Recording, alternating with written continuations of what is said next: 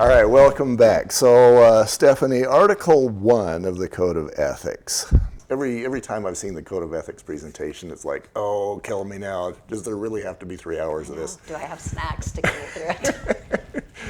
So in my effort to make it a little bit more interesting and entertaining, one of my roles as I perceive it is to basically come in with weird questions for you, and basically I'm trying to push the limit of where is black, where's white, and how thick is the gray line. So, and we want to stay away from the gray line. Yes. So let's start with the first paragraph of Article 1 before we get into 1.1-1. When representing a buyer, seller, landlord, tenant, or other client, as an agent, realtors pledge themselves to, and this is what I underlined, protect and promote the interests of their client. And then I have honesty down below, and then I have when serving a buyer, seller, blah, blah, blah, in a non-agency capacity, we have to still be honest. So now my weird question for you. Okay. There's a requirement for honesty, and it says basically as if you're under contract or if you're not, non-agency capacity. So let's say that I was an agent and I got on, maybe I had a bad experience with you. And I'm going to get on Facebook and I'm going to say, and the deal is done, and I'm going to say, Stephanie Summers, I really didn't like the way she parted her hair today. I'm going to laugh, okay. And it's on Facebook and we're out of contract. So now are we in black, or are we in white, or are we in gray?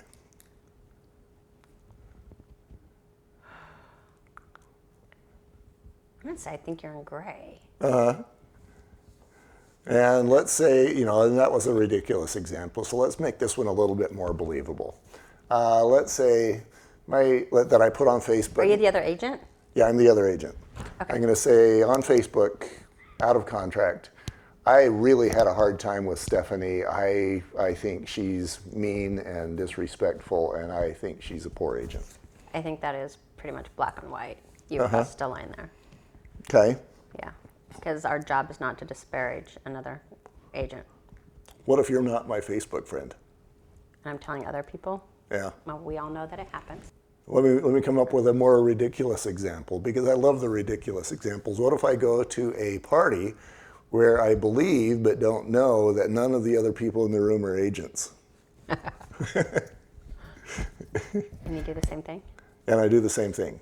Yeah, but on that part of the thing, I'm like, whatever, they can say what they want, because that's not affecting how I do my job. Mm-hmm. But if you say, Stephanie didn't provide things by her deadlines, she didn't follow through, she wasn't responsive, she revealed terms that she shouldn't have, she didn't disclose all the information, when in fact I did, yeah, that's a violation of the Code of Ethics. Okay, so let me push a little further. What if there was one item where you didn't? Maybe you missed a deadline.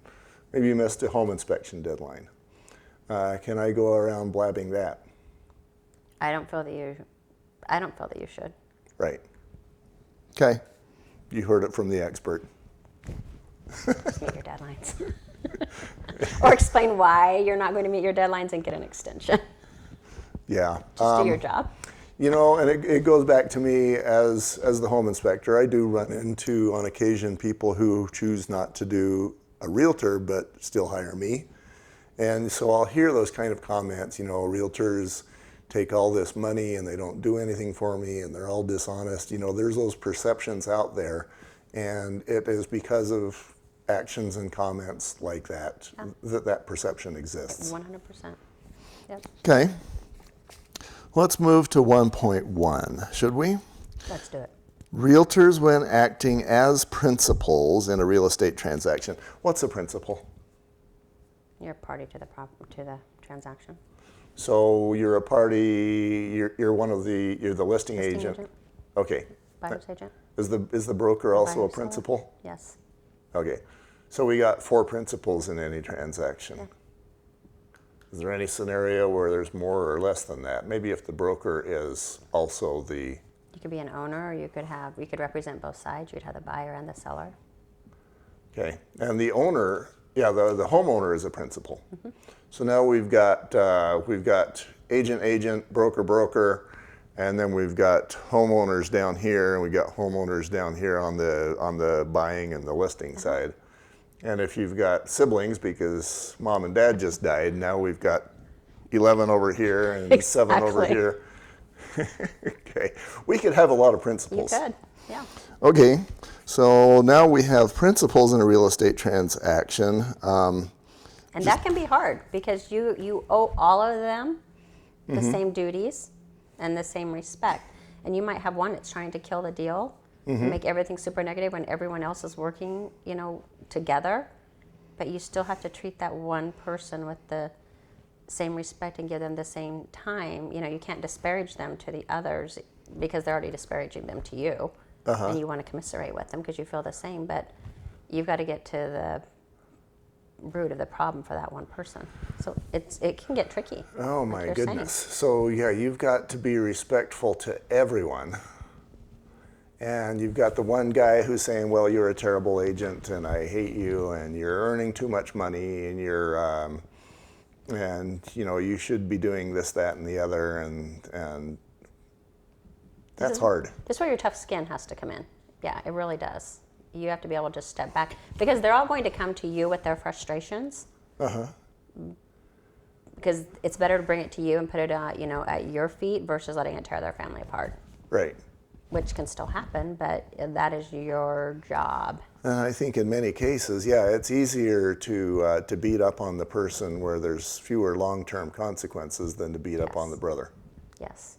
And just know you may be that person. And I've often said, I've seen this 1,000 times, that real estate agents really should have a psychology degree. Hats we put on. So now I'm asking you, how do you comply with this code of ethics? Let's say you've got that one sibling who is just being really tough. You got one of those stories? There's just so many. There's just so many.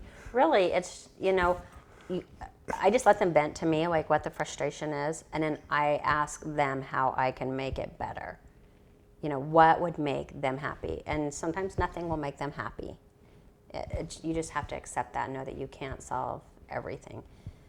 But then you can try to explain their other principal's point of view, like the brothers or sisters or whatnot, and explain where they're coming from and, can we find a happy medium? Because I really feel every transaction can be a win-win.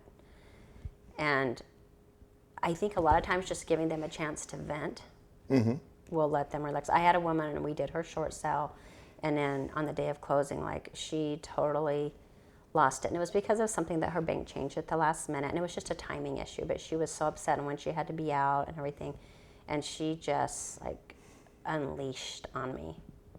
And it was very hard to sit through her closing and talk to her and be civil because it hurt so badly because I had done so much for this lady. But I saw her probably a year later in a grocery store, and I, of course, wanted to turn down a different aisle just to avoid her. But she followed me and grabbed my arm and just gave me a hug and said, I am so sorry, but that was such a bad time for me. And at that point, it was super easy for me to forgive her because I know how hard that whole situation was. But I know how badly she made me hurt. And some people wouldn't hurt because it's more transactional based. I don't work that way, so it hurt. But it was just so wonderful to have her do that, for me. Yeah, and maybe it would be easier to understand that this is a person who perhaps trusts you enough to vent to you because they believe that you perhaps can handle it. Can handle it, yep. I think it's that, and we need to remember, for us, it's easy for us to be logical and say, you would be crazy to not take this offer. You should meet in the middle. You're 3,000 apart. Let's get this done. But then tie that back to when we sell our own properties. We get up our own hackles, and I'm not giving one more dime. I'm not making one more repair. This is what I want to net. We do it ourselves because we're emotionally involved. Versus when it's somebody else's house, it's a lot easier for us to be objective. Right. So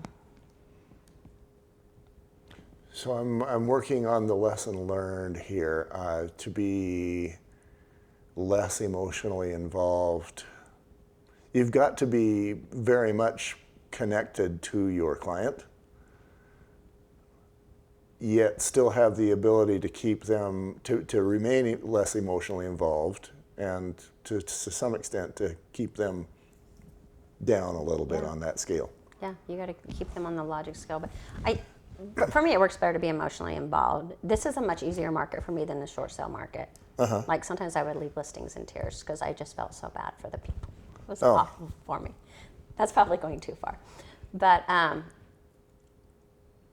always wanting, again, following the code of ethics and, making sure you provide your clients with everything that they need, with all the best representation.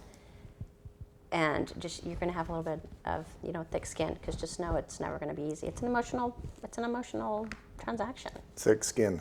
Yeah. I think thick skin is the cover word for cover words. I think so. For 1-1. We'll be right back with 1-2.